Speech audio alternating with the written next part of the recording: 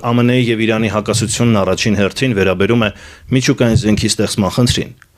Իրանը պնդում է, որ միջուկային իր ծրագիրը բացառապես խաղաղ նպատակ ունի, սակայն հենց ՄԱԳԱՏԷ-ն փաստագրել եւ ապացույցներ է ներկայացրել, որ այդ երկրում ուրանը անդադար հարստացվում է եւ արդեն հասել է 60%-ի նիշին, որը գերազանցել է նախորդ տարիների մակարդակը։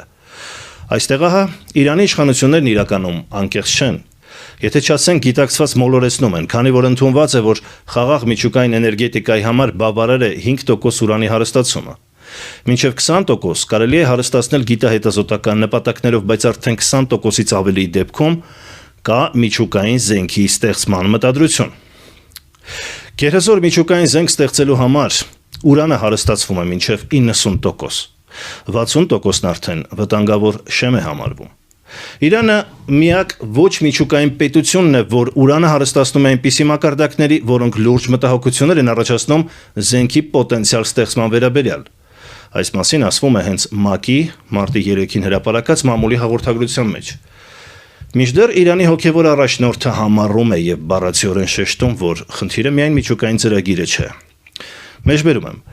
նրանք նկատի ունի ԱՄՆ-ին, ակնկալիքներ ունեն Իրանի պաշտպանական եւ հրթիռային ծրագրերի եւ մեր միջազգային հարաբերությունների հետ կապված, բայց Իսլամական Հանրապետությունը հաստատ չի արդարացնելու դրանք։ Մեջբերման ավարտը։ Այսինքն Իրանի ղեկավարությունը հստակ հասկացնել է տալիս, որ զիջումների չի գնալու, չի հրաժարվելու միջուկային ծրագրից։ Նկատենք, որ խնդիրը ոչ միայն զուտ ուրանի հարստացումն է, սիրելի հայրենակիցներ, այլ հեռահար բալիստիկ հրթիռների արտադրությունը, որոնց վրա հնարավոր է միջուկային մարտագլխիկ տեղադրել։ Ամերիկայի Միացյալ Նահանգները պահանջում է Իրանից դադարեցնել նաև այդ ծրագիրը։ Մեկ բան է միջուկային զենք ունենալը, այլ բան այդ զենքը կիրառելու հնարավորությունն ու հեռահարությունը։ Այսինքն Իրանը նաև ցանկանում է մեծ հեռահարության հրթիռային համալիրներ ունենալ, դրանով սպառնալով ամբողջ միջազգային հանրությանը եւ փաստացի խախտելով միջուկային զենքի չտարածման գլոբալ կոմպրոմիսը։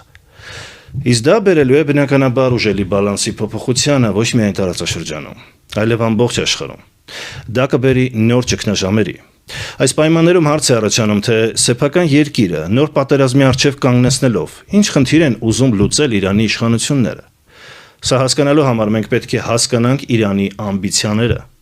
Հենց իր ելույթում Իրանի հոգևոր առաջնորդը առիթը բաց չի թողել խոսելու իսլամի մասին։ Նա դաժան քննադատության է ենթարկել առհասարակ արևմտյան քաղաքակրթությունը։ Նրա համոզմամբ արևմտյան արժեքները հակասում են իսլամի սկզբունքներին եւ մահմեդականները երբեք չպետք է հետևեն արևմտյան նորմերին։